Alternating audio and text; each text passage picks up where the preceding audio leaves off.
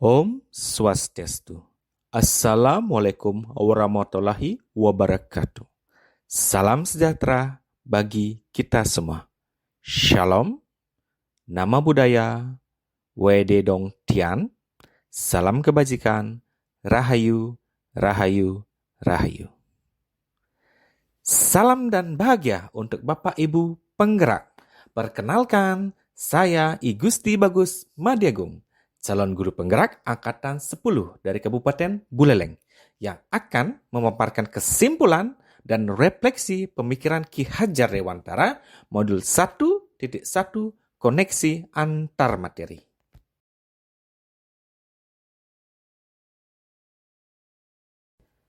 Ketika mendengar nama Ki Hajar Dewantara, pastinya pikiran kita langsung tertuju pada istilah Ing Ngarso Sung Tulodo, Ing Madio Mangun Karso, dan Tutwuri Handayani. Ing Ngarso Sung Tulodo artinya di depan memberikan teladan. Kemudian Ing Madio Mangun Karso artinya di tengah memberikan semangat. Dan Tutwuri Handayani artinya di belakang memberikan dorong.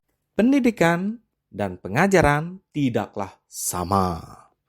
Menurut pemikiran Ki Hajar Dewantara, pengajaran merupakan bagian tak terpisahkan dari pendidikan.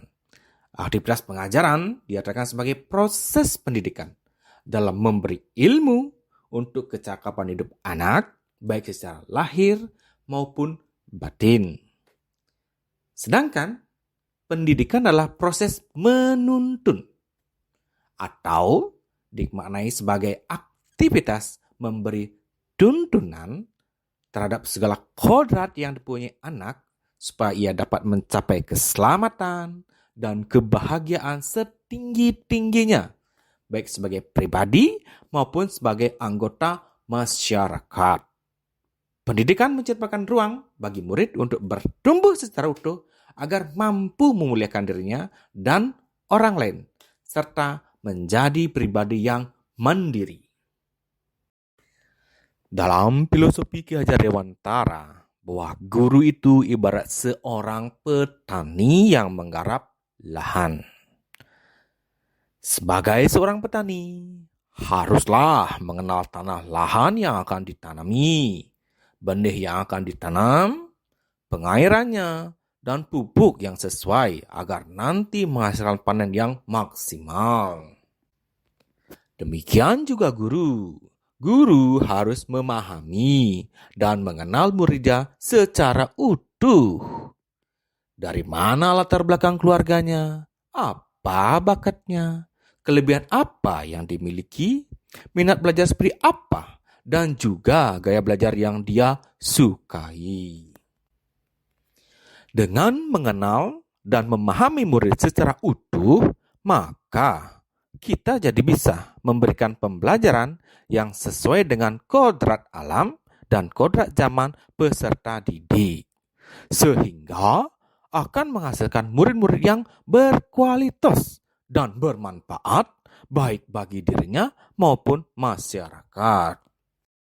Baiklah, kita melangkah ke segmen selanjutnya, yang saya percaya tentang murid dan pembelajaran di kelas sebelum saya mempelajari modul 1.1.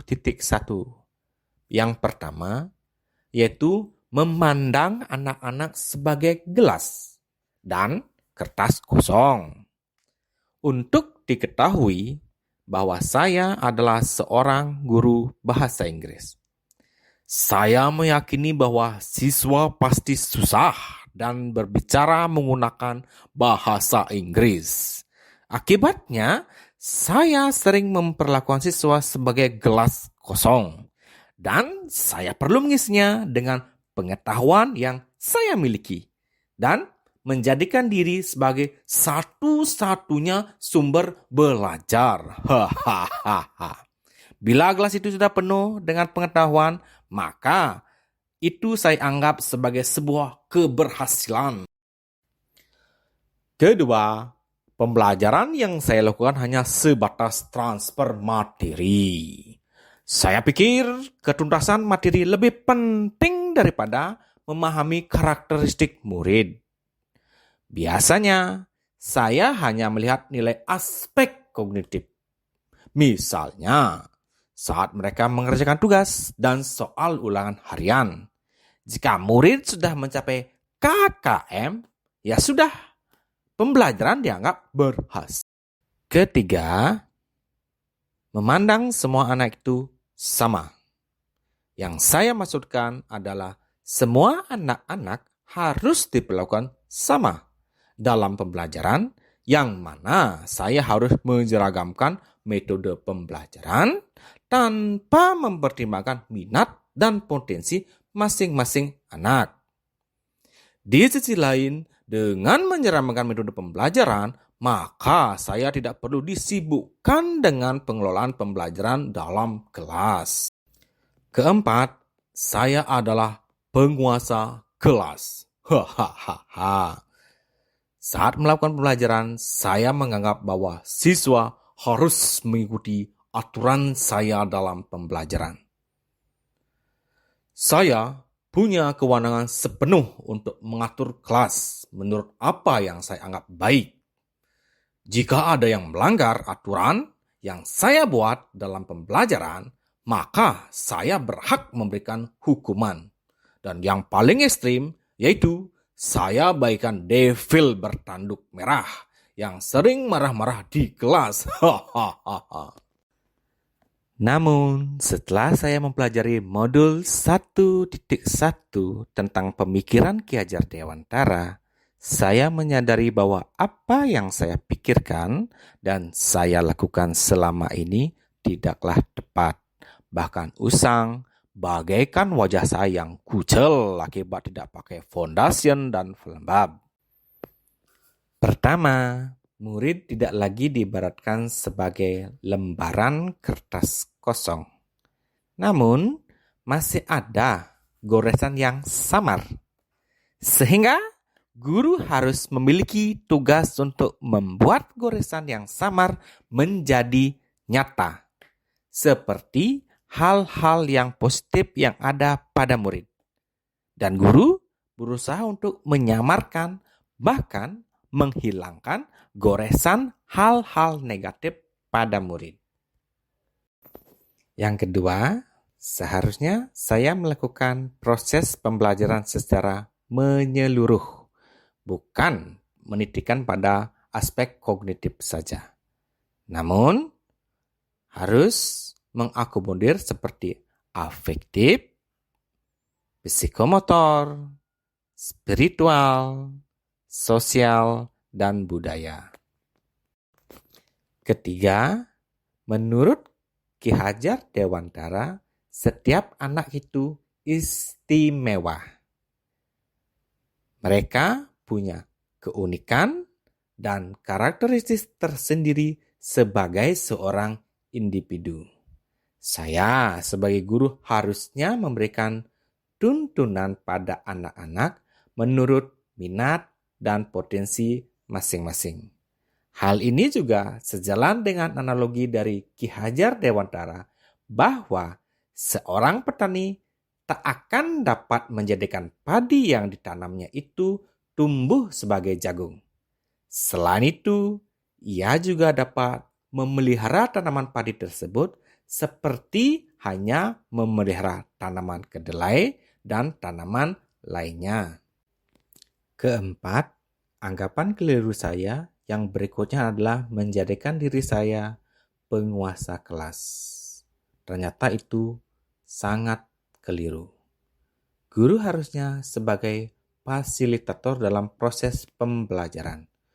Guru pun harus ikhlas, penuh kesabaran dengan segala ketulusan hati, agar terwujud pembelajaran yang menyenangkan dan berpusat pada murid.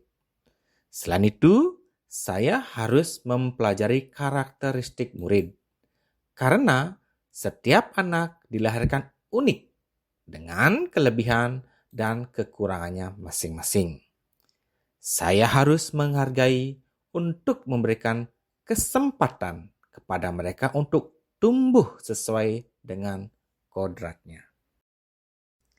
yang dapat saya segera terapkan dalam pembelajaran di kelas antara lain, yang pertama, merancang pembelajaran yang interaktif dan menyenangkan dengan melibatkan murid sesuai dengan metode student center. Berikutnya, saya akan menerapkan pembelajaran abad 21 yang sesuai dengan pemikiran Ki Hajar Dewantara seperti berpikir kritis, kreatif, komunikatif, dan kolaborasi dengan berpegang teguh pada kemerdekaan anak. Kemudian, pembelajaran tidak lagi menuntut, tetapi menuntun. Karena tugas guru adalah memberikan tuntunan atau arahan yang baik kepada murid. Selanjutnya, guru berusaha menjadi teladan bagi murid dalam perkataan maupun perbuatan. Selanjutnya, saya harus mengenali karakter dan latar belakang murid serta menjalin komunikasi yang baik. Semoga video ini menginspirasi bagi Bapak Ibu pejuang pendidikan. Salam dan bahagia Bapak Ibu guru penggerak. Akhir kata, sebagai penutup saya ucapkan terima kasih atas partisipasinya.